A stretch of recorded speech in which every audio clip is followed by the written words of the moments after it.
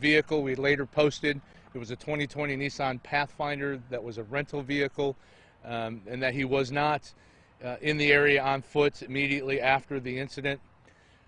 We did ask on Facebook for everyone to just kind of lock in place until we can absolutely verify that, but we were pretty confident.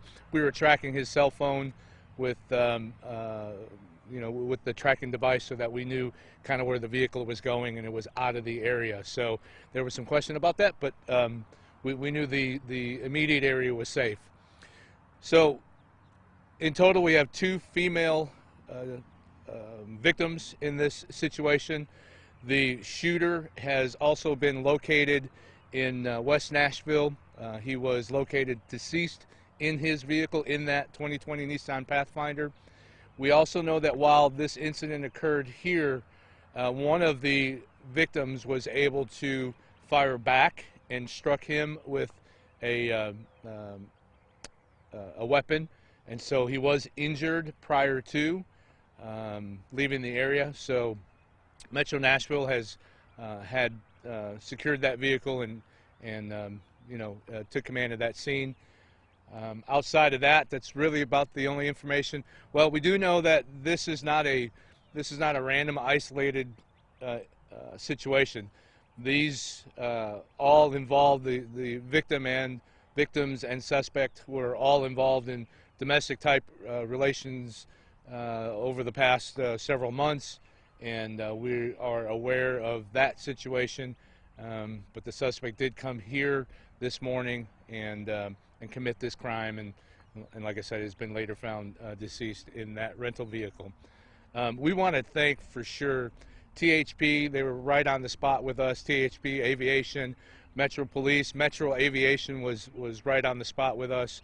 The TBI also thank them for all of their assistance, and I'm sure that you folks will be hearing from Don Aarons, Public Information Officer for Metro Police, here later on this morning on what activities that they were a part of. So, thank you.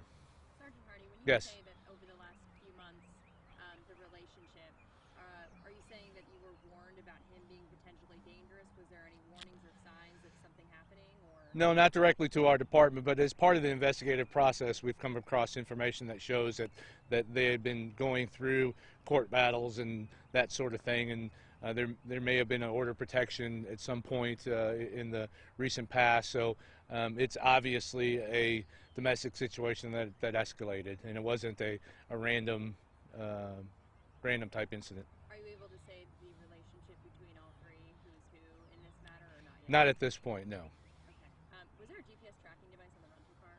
Like, how did they find? Yes, that's what we tracked. We were tracking the vehicle's location by the GPS on the rental car.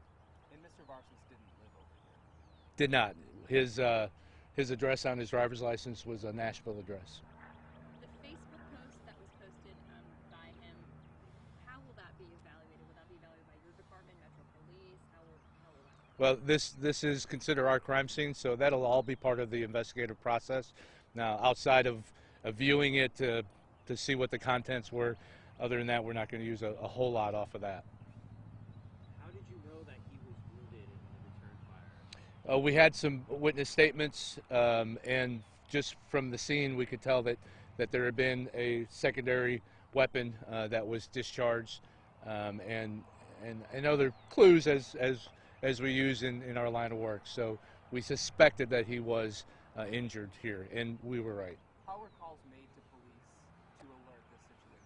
So we did receive initially 2 phone calls. Both of them were from females, and both of them were actually very active in the situation. So, big kudos to our communications personnel. They handled that absolutely amazingly. Unfortunately, they did have to hear the chaos that was going on, the gunshots and all that. So, we'll definitely be handling a debriefing with them and making sure that they're good, and but they did an awesome job. But yeah, initially there was two call-ins from 2 separate females that ended up being victims in this incident. There was a shelter in place for the Stonebridge community. Is that over now? Right off the bat, there was a shelter in place just out of extra precaution. We had already knew for the most part that he was out of the area. So, but we just put that out there, but that didn't last very long once we knew that everything was moving out of our county. In our local school, high school has put on a soft lockdown just as a precautionary as well.